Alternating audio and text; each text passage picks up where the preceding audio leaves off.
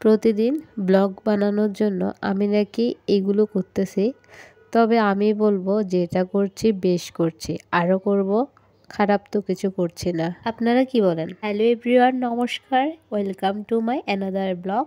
দুই একদিন মাছ মাংস খাওয়ার পর আমি কি করি, ডাল ভর্তা ভাজি করে ফেলি। আমার তেমন কোনো বিশেষ চাহিদা নাই, তবে ডাল আলু ভর্তা হলে আর কিছু লাগেও না। আমার মনে হয় প্রত্যেকটা বাঙালি ডাল আলু ভর্তা লাভার। আপনারা কি বলেন কমেন্টস করে জানাবেন অবশ্যই। আমি এখন পেঁয়াজ কেটে নিচ্ছি, তার আগে ডালটা বসিয়ে দিয়েছি আর ডালের সাথে আলুটাও একসাথে বসিয়ে দিয়েছি, একসাথে সিদ্ধ হয়ে যাবে।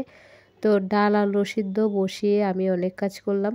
তো তার আগে আমি পুজোও দিয়েছি, পূজা দিয়ে ডাল আলু ভর্তা বসিয়ে দিলাম, বসিয়ে দিয়ে এরপর ছেলেকে খাওয়ালাম। আর আপনারা তো জানেনই বর্ণবাবুর ভাত খাইতে অনেক টাইম লাগে, তো 1 ঘন্টা প্রায় কাছাকাছি আর কি। তারপর আমি ওকে খাওয়ানোর পর এখন পেঁয়াজ কেটে নিলাম। পেঁয়াজ কেটে নিতে নিতে দেখলাম ডালও সিদ্ধ হয়ে আসছে আর আলুটাও হয়ে গেছে সিদ্ধ। এখন ডাল থেকে আলুটা উঠিয়ে নিয়ে আর ডালের মধ্যে পরিমাণ মতো লবণ আর হলুদ দিয়ে ঘুটে নিয়েছি। আর এখানে কিছু ধনেপাতা নিলাম, যেহেতু এখন শীতকাল, ধনেপাতা দিয়ে যে কোনো রান্না করলে অনেক মজা হয় খেতে। আর তাছাড়া ডাল ভর্তার মধ্যে তো ধনেপাতা না দিলেই নয়। তো এইদিকে ডালের জলটা শুকিয়ে গেছে, তাই ডালের জলটা গরম করে নিলাম। এরপরে আলুটাকেও ম্যাশ করে নিয়েছি। এখন একটা বেগুন পোড়াতে দিব। তো বেগুনটাকে পোড়াতে দেওয়ার আগে এর মধ্যে কিছু তেল মেখে তারপর একটা স্ট্যান্ড বসিয়ে চুলার মধ্যে বসিয়ে দিব বেগুনটাকে। এরপর এক পিঠ হয়ে আসলে অন্য পিঠ ঘুরিয়ে ঘুরিয়ে তারপর বেগুনটাকে ভালো করে পুড়িয়ে নিব। এভাবে তেল মেখে বেগুনটা পোড়ালে দেখা যায় ভিতরে আর পুড়ে যায় না, আর খুব ভালোভাবে সিদ্ধ হয়ে যায়।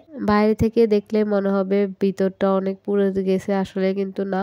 বেগুনটা একদম বাইরে থেকে পুড়ে গেলেও ভিতরটা একদমই পুড়বে না যখন আপনি তেল মেখে বেগুনটা পোড়াবেন। তো এরপর আমি ডালটাকে সম্বার দিয়ে দিচ্ছি। তো ডালের সম্বার তো বরাবরের মতোই জিরা আর শুকনো মরিচ দিয়ে দিলাম। তো ডালটাকে ভালো করে ফুটিয়ে তারপর নামিয়ে রাখবো।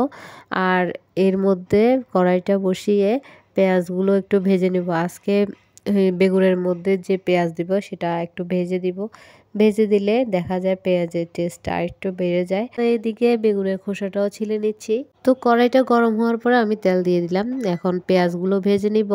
পেঁয়াজটা হালকা করে ভেজে নিয়ে কিছু উঠিয়ে রাখবো, আর কিছু যেহেতু আলু ভর্তাও করব, তো আলুর জন্য পেঁয়াজটা হালকা ভেজে। আর এদিকে 3টা শুকনো মরিচ ভেজে নিলাম। তো সেটা আগে আলু ভর্তার মধ্যে লবণ আর মরিচটা ভালো করে মেখে নিলাম, তো যাতে আলুটার সাথে ভালো করে লবণ আর মরিচটা ভালো করে অ্যাড হয়ে যায়। তো এখন দিয়ে দিচ্ছি কড়াইতে দিয়ে কিছুক্ষণ নাড়াচাড়া করে নিলে রেডি আলু ভর্তা। আর এদিকে আমি বেগুন ভর্তাও করে নিচ্ছি। বেগুনটা আমি ছিলে নেওয়ার পর দেখতেছি এইটার মধ্যে অনেক বেশি বিচি হয়ে গেছে, তো বিচিগুলো আমি ফেলে দিচ্ছি, কারণ বিচি থাকলে ভর্তা খেতে ভালো লাগবে না। তো তারপর বিচিগুলো ফেলে দিয়ে ভালো করে ম্যাশ করে নিলাম। ম্যাশ করে নিয়ে এরপর আমি ভেজে রাখা পেঁয়াজ, কাঁচা মরিচ কেটে রেখেছি আগে থেকে, তো সেগুলো সবগুলো অ্যাড করে দিচ্ছি। এরপর আমি যেটা করলাম সরিষার তেল আর ধনেপাতা অ্যাড করে দিলাম।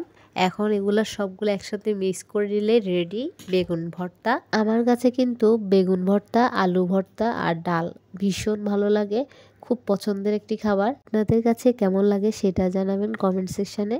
তাহলে আজকে এই পর্যন্ত, সবাই ভালো থাকবেন। দেখা হচ্ছে অন্য কোনো ভিডিওতে, সে পর্যন্ত টাটা।